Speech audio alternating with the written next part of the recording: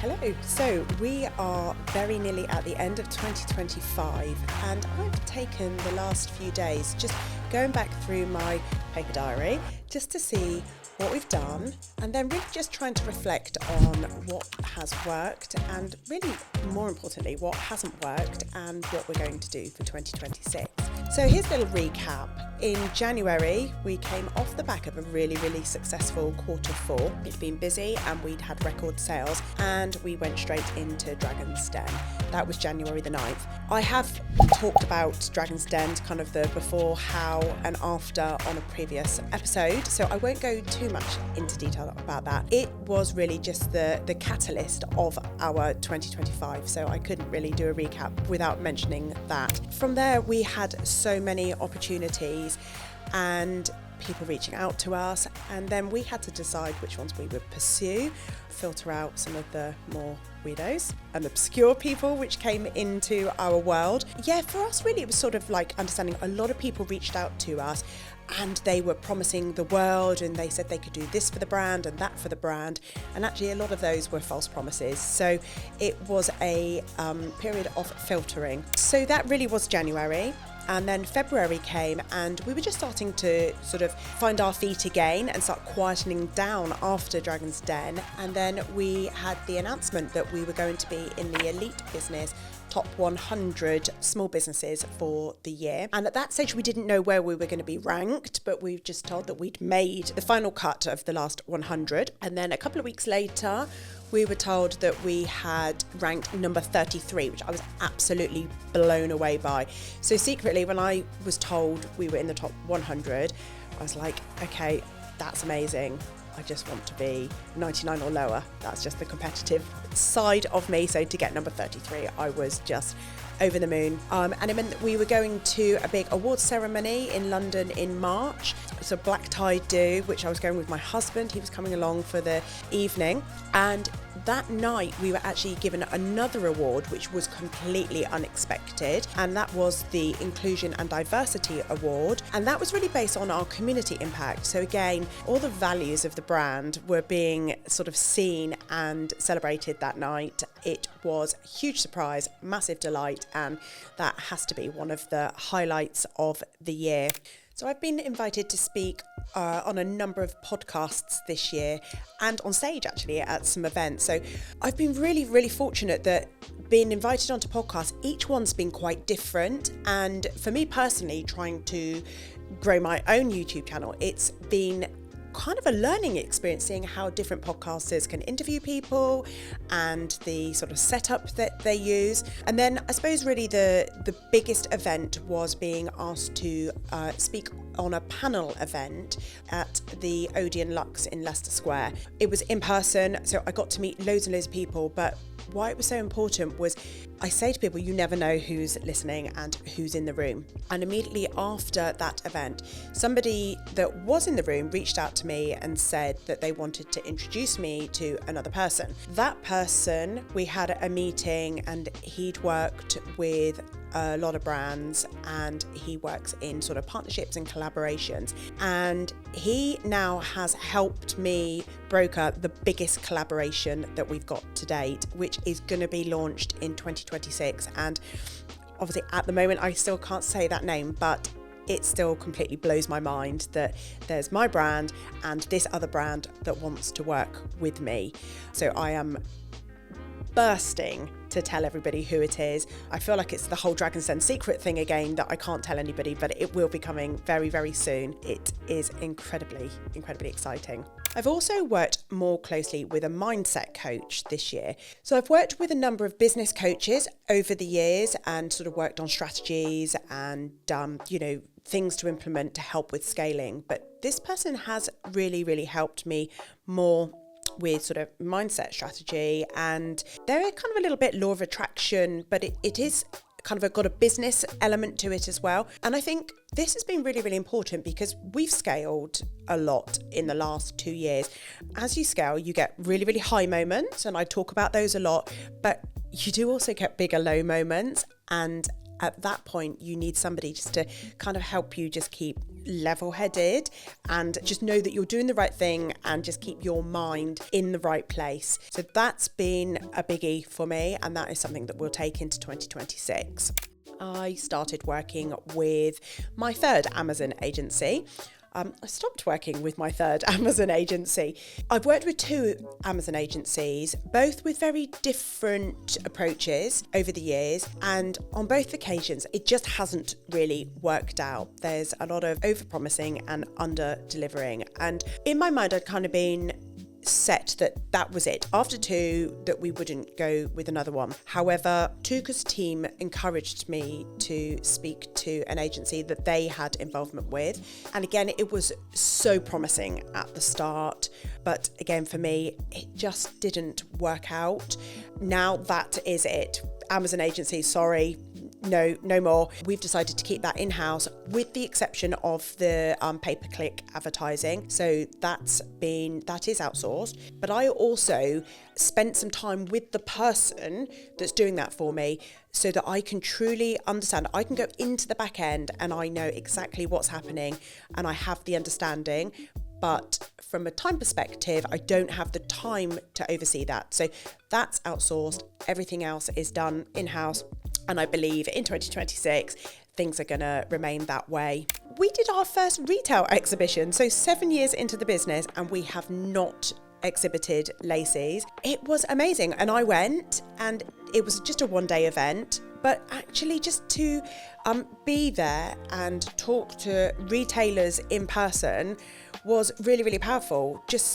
I just haven't done that. And I'm now really fully committed to making sure that next year I get out and about and talk to the buyers, talk to the retailers, and you really just get more of an understanding of kind of where they are from a business perspective. So that was quite a small event, but really, really key for me, just to kind of just get myself front of face with retailers. And again, we will do a lot more of that in 2026. And I've talked a lot about scaling, and we have scaled a lot over the last couple of years. What was really important for me this year was to just start to audit everything in the business and make sure that there was no dead wood, that there were no kind of leakages anywhere where we were spending money that we didn't need to spend or spending too much money on things. So this involved auditing people working alongside us, people working in the business, and then just things like the tech stack. Were there things that were linked onto the website that we didn't need to have anymore? The emails. And it did lead to some kind of difficult conversations with some people, but really important conversations, potentially where people may have just been kind of coasting along. I took the time to try and improve my knowledge in some of those areas, so that I think this goes back to sort of like with the pay-per-click advertising with Amazon. I don't have to do everything, but I feel like I need to really understand everything so that I know that we're not losing money, or that the people that are working alongside us are, working and giving 100%. And I think one of the things that we did, which was huge, was an email marketing audit. So we used a company to help us with that. We had about 12,000 emails in our email marketing that they weren't engaged, but they were there, and therefore they were costing us money every month. And we were sending emails out to people, they're not getting delivered. We decided to do a complete database purge and clean up. So those 12,000 were no longer going to sit in our email marketing software anymore. They were gone. Now, hitting that button to remove 12,000 people, I have to say, it did make me feel just a little bit queasy. But ultimately, so we were advised to do that, and you kind of think, yeah, we know we should do that. It was 100% the right thing to do, because it took us down into another price bracket for the subscription for the email marketing, and the saving was considerable, but also it improved the deliverability. So the ones that we had remaining, which was still kind of 20,000 addresses, we were delivering emails to them, and they were picking them up, and they were reading them, and they were engaging with them. So that was a really, really important lesson. And now it's obviously something that we are going to do twice a year: purge, clean up, and go again. So I suppose we can't talk about all the great moments without bad moments. And in 2025, we were still handling some IP issues with a copycat product. And I think this had actually started in 24, but it was still ongoing. And it went on for quite some time actually in 2025. I think I've spoken about it, and if I haven't, we will talk about it in its own episode, because what happened, we went from a copycat product where we were trying to take them out of the marketplace because it was a blatant copy of our product, to then having to defend our own IP. Didn't even know that that could be done, but it blew my mind that it could happen, and it was really, really costly.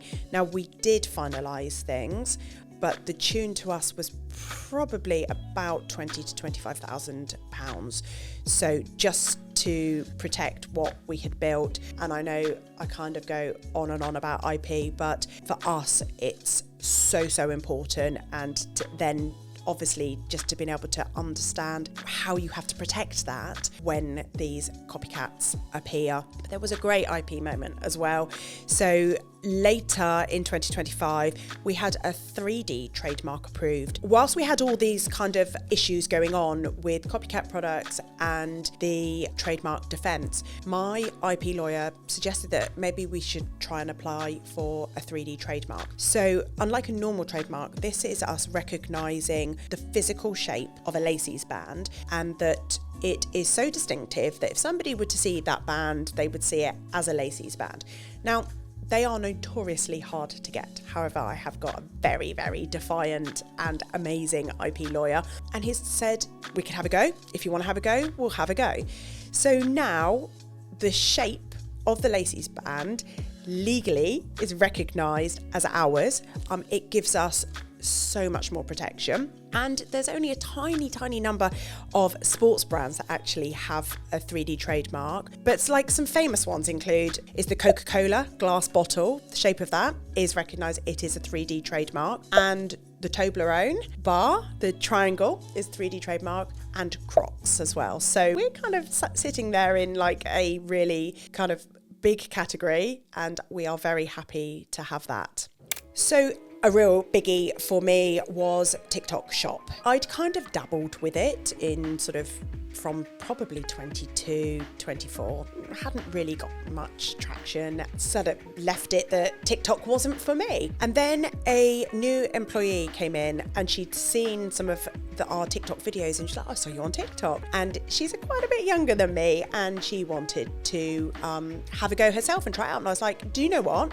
Let's do it. It kind of gave me that nudge and that little bit of encouragement. Also, I was very much like, if it works, it works. If it doesn't, it doesn't. I did just keep hearing about TikTok. I was going to a lot of events, and the guys from TikTok were there doing their presentations, getting everybody excited. So having a member of staff that was willing just to give it a go, quite honestly, she really didn't care too much about the outcome, which I think made things better for us, because we just went and we had some fun. We did some really silly stuff at Easter, like played games, and we did a virtual Easter egg hunt, which was mad thinking back now how we did it, but we had so much engagement during that live event.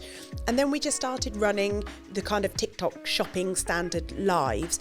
Honestly, some days there was barely anybody in the room. Sometimes it was just me on my other account, just there, just watching what she was doing. But we showed up consistently for 11 months, and literally the latter part of this year, probably from October, just started to see a little bit of momentum. More sales were trickling, more people were coming on. I would say our kind of like our locals, these people just kept coming back again and again and again, chatting to us. So we'd started to build our little community of people on TikTok that just wanted to come and have a chat. And they were the ones that started to really cheerlead at us, and they were sharing our lives. And I could just started to see kind of like these like little shoots coming just from that consistency of showing up a couple of 2, 3, 4 times a week for 11 months. And then one day things just blew up, and the sales went bananas. It was with one of our Defiance Fresh products, and somebody had a TikTok affiliate, had the product, talked about it. Very, very simple video, I would say, but it was just that one video that got 1.5 million views, and in turn just brought the traffic to our shop. I think we had like 500 orders went out that day, whereas I would say previous amount of TikTok orders could have been 10 to 15 per day. So it was enormous. We have just continued just to ride on that momentum as we've gone through the Christmas period. Next year, we will continue. The great thing about TikTok is that we haven't built on TikTok. We've built a business outside through Shopify, through Amazon, through our retailers. And now TikTok is just a really, really fun new addition to what we're doing. So we will continue with TikTok, and we'll probably do a lot more of the presenting and bring in some different presenters as well. So Sophie is amazing and she's got a really cool group of followers, but we just think that if we can bring in some people to do it at different times and just really spend some time experimenting. But yeah, 2026, TikTok is going nowhere. So things that didn't work so much, Meta ads have always been our kind of core driving traffic to our website. And for about 6 months, they have been a little bit sort of dire, I would say. It's got to the point where we've had to really just kind of go in, audit them, analyze them, and Meta ads still work, but they're not working at the level that they were working. So we need to really focus in 2026 on more organic content and not rely on the ads so much. But I think where we're going to go with it is making sure that we've got a lot more of the user-generated content. So our ambassadors and our customers that want to produce the content for us, we're going to bring that sort of more to the forefront and repurpose that. Hopefully things will improve with Meta ads, but we are ending the year with them not working as we would have hoped. Defiance Fresh, I've mentioned that. This has been the real surprising one because it was something that we launched this year. It's something that's kind of sat alongside Defiance and Laceeze, but it has absolutely smashed our expectations and our stock control. So we have been out of stock more times than I would have felt comfortable with, but clearly this is a product range which our customer base wants, and we will continue to develop Defiance Fresh products. So looking towards 2026, this is where I really start to write down big ambitions. So first of all, I'll go back through, look at what I wanted for 2025, what I did achieve, what I overachieved, and what I didn't achieve. So there's a number one name that keeps coming up. It was in my 2025 want and it didn't happen, but it's to get into Dick's Sporting Goods in the USA. So they're kind of, for anybody that doesn't know, they are the biggest sports retailer in the US. So kind of set my bar pretty high. Anybody listening that can connect me with a Dick's buyer, just kind of please drop me a line. But I thought I'd just share some of the ways that I have tried to get in touch. So, like, number one, standard LinkedIn outreach. Now, they're probably not going to even look at those, but it's a starting point. But I get a whole host of DMs in my LinkedIn, and usually they're cold. If they're cold messages, I don't really pay much attention. So I'm imagining a buyer for the biggest sports retailer in the US is probably going to ignore my cold outreach as well. Then I have tried posting samples to head office. So again, not ever quite sure that they're going to, one, reach the head office, or two, leave the front desk of the head office and get to the buyer. But I thought, well, at least they're there. Somebody might pick them up. Somebody might even use them. So that was one of my tactics this year.